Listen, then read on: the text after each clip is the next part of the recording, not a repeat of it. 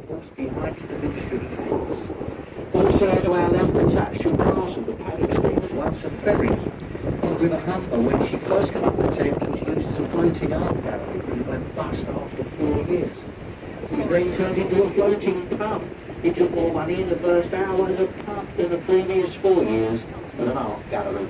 Just shows you the kind of artists we have. And ahead of us, Charing Cross Railway Bridge, incorporated the Golden Jubilee footbridges. Charing Cross Station on the left, rebuilt a few years ago and said to represent a steam train emerging from a tower. Twice it looked more like a vintage jukebox. A whirling sight.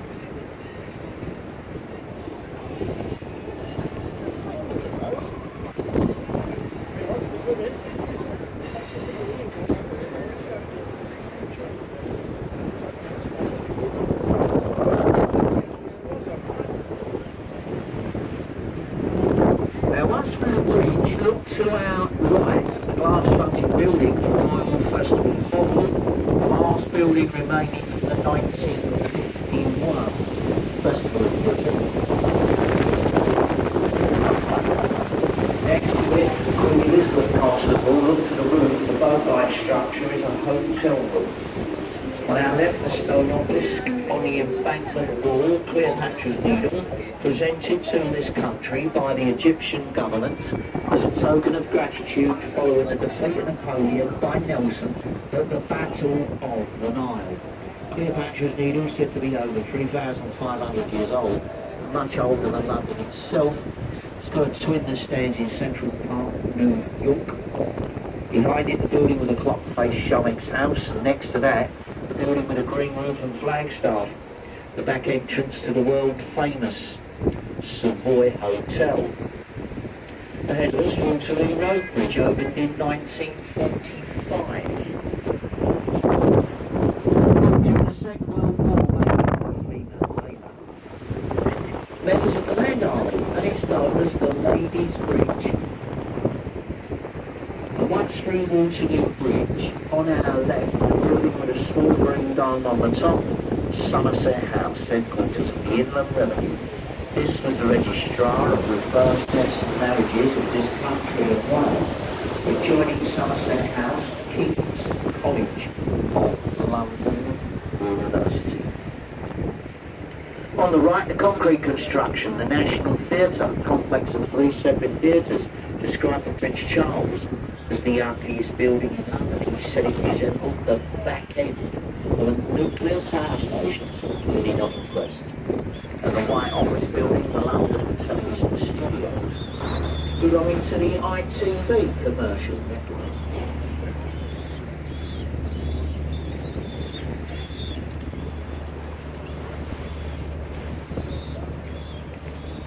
On our left, the white vessel, the Wellington, was a sloop for the Royal Navy during the Second World War. Now the livery hall for the Honourable Company of Master Mariners, retired sea captain.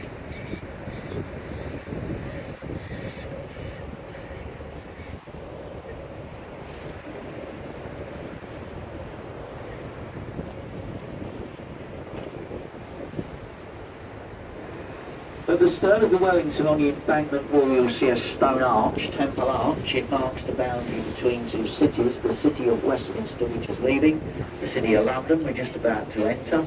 Incidentally, the city of London, one of the smallest cities in the world, covers an area of just 1 square mile. Its eastern boundary is Tower Bridge. On our right, the Oxo building and the Oxo Tower. Oxo, a brand of gravy stock cube. The building was a cold store built in the 1930s.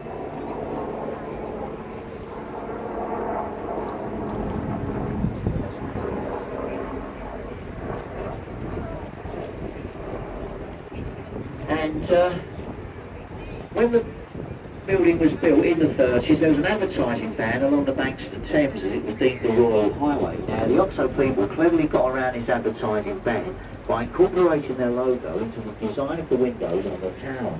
Now, at night, a red light shines in that tower. The word Oxo can be seen all over London.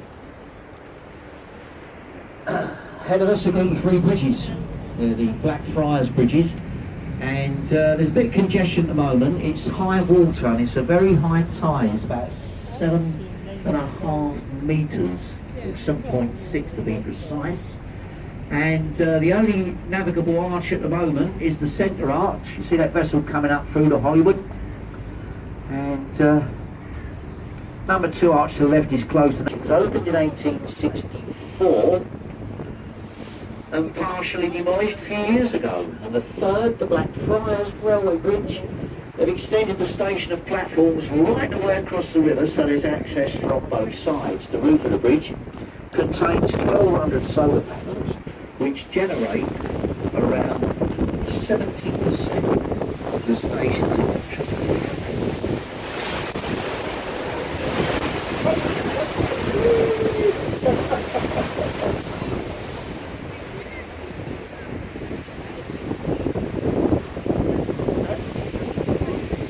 Through the bridges on our left, I'm sure you'll recognise the large dome, golden cross of St Paul's Cathedral, said to be Sir Christopher Wren's masterpiece.